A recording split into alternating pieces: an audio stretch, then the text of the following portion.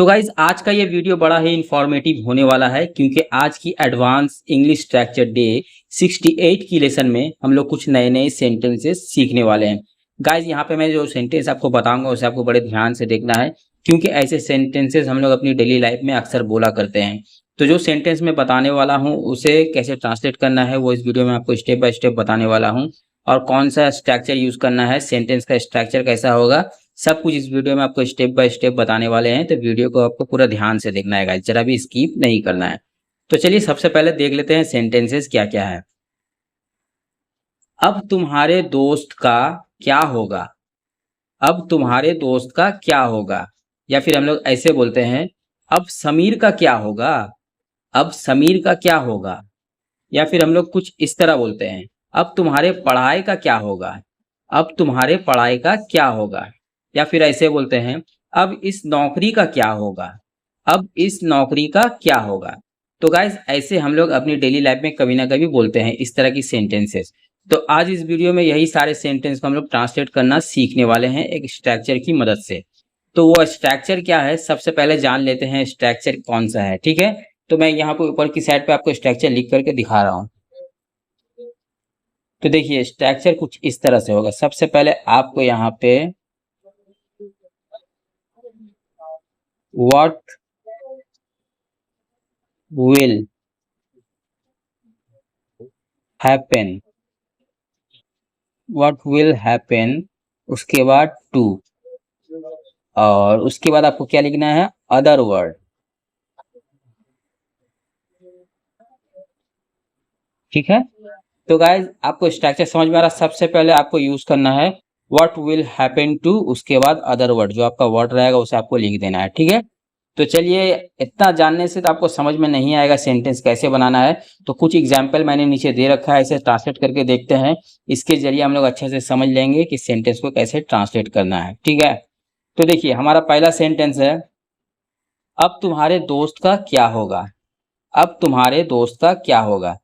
तो चलिए इसे ट्रांसलेट करके देख लेते हैं। सबसे पहले यूज करना है व्हाट विल हैपन टू। तो यहाँ पे लिख लेते हैं व्हाट विल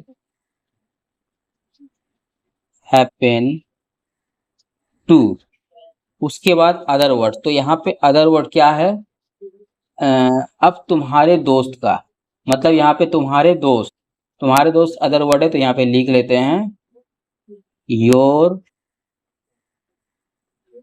फ्रेंड नाउ, उसके बाद क्वेश्चन मार्क देना है लास्ट में। अब तुम्हारे दोस्त का क्या होगा, what will happen to your friend now. दोस्त का इंग्लिश है फ्रेंड। ठीक है, what will happen to your friend now, अब तुम्हारे दोस्त का क्या होगा। चलिए नेक्स्ट एग्जांपल देखते हैं। अब समीर का क्या होगा। अब समीर का क्या होगा। तो यहाँ पे भी सबसे पहले आपको व्हाट विल हैपन टू का यूज करना है। आइए लिख लेते हैं व्हाट विल हैपन टू, उसके बाद अदर वर्ड का यूज करना है। तो यहाँ पे अदर वर्ड क्या आ रहा है, यहाँ पे समीर का। तो यहाँ पे क्या होगा, समीर नाउ, समीर नाउ, उसके बाद क्वेश्चन मार्क। अब समीर का क्या होगा, what will happen to Sameer now, what will happen to Sameer now. चलिए नेक्स्ट एग्जांपल देखते हैं। अब तुम्हारे पढ़ाई का क्या होगा। अब तुम्हारे पढ़ाई का क्या होगा। तो यहाँ पे भी सबसे पहले आपको व्हाट विल हैपन टू का यूज करना है। चलिए लिखते हैं व्हाट विल हैपन टू, उसके बाद अदर वर्ड। तो यहाँ पे अदर वर्ड है तुम्हारी पढ़ाई। तो इसका इंग्लिश होगा योर स्टडीज। पढ़ाई का इंग्लिश है study, studies now, question mark. अब तुम्हारे पढ़ाई का क्या होगा, what will happen to your studies now. What will happen to your studies now. चलिए ये लास्ट एग्जाम्पल बचा है, इसे भी जान लेते हैं और इसे देखने के बाद आपको पूरा क्लियर हो जाएगा कि व्हाट विल हैपन टू से सेंटेंस को कैसे ट्रांसलेट करना है। अब इस नौकरी का क्या होगा, अब इस नौकरी का क्या होगा। चलिए यहाँ पे भी सबसे पहले व्हाट विल हैपन टू का यूज करना है, लिख लेते हैं व्हाट विल हैपन टू। उसके बाद अदर वर्ड देना है, तो यहाँ पे अदर वर्ड क्या है, नौकरी, नौकरी का, तो नौकरी का इंग्लिश क्या है, जॉब। तो चलिए इसे भी लिख लेते हैं, इस नौकरी मतलब दिस जॉब, दिस जॉब। उसके बाद नाउ क्वेश्चन मार्क।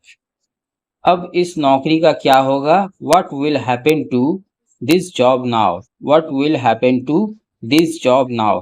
तो गाइस अभी जितने भी मैंने सेंटेंस बताए हैं आपको समझ में आ गया होगा सारे सेंटेंस को कैसे ट्रांसलेट करना है, और व्हाट विल हैपन टू से कैसे सेंटेंस बनाना है आपको पूरा क्लियर हो गया होगा। ठीक है, तो गाइस आपको क्या करना है, मेरे कमेंट बॉक्स में सेम इसी तरह का एक सेंटेंस लिखना है।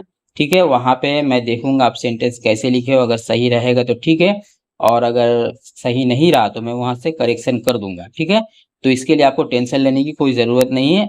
और गाइस आपको क्या करना है, जो भी मैं इस वीडियो में बता रहा हूँ या और अदर्स वीडियो में बताया हूँ सब आपको अच्छे से याद रखना है, और स्ट्रक्चर को तो खास तौर पर आपको याद रखना है। और यहाँ पे जो वीडियो पे मैंने बताया है स्ट्रक्चर, इसे भी आपको अच्छे से याद रखना है, क्योंकि ये स्ट्रक्चर अगर आप भूल जाओगे तो ऐसे सेंटेंस आप कैसे बनाओगे गाइस। ठीक है, तो गाइस मिलते हैं किसी और नए से एडवांस स्ट्रक्चर के साथ, तब तक के लिए अलविदा।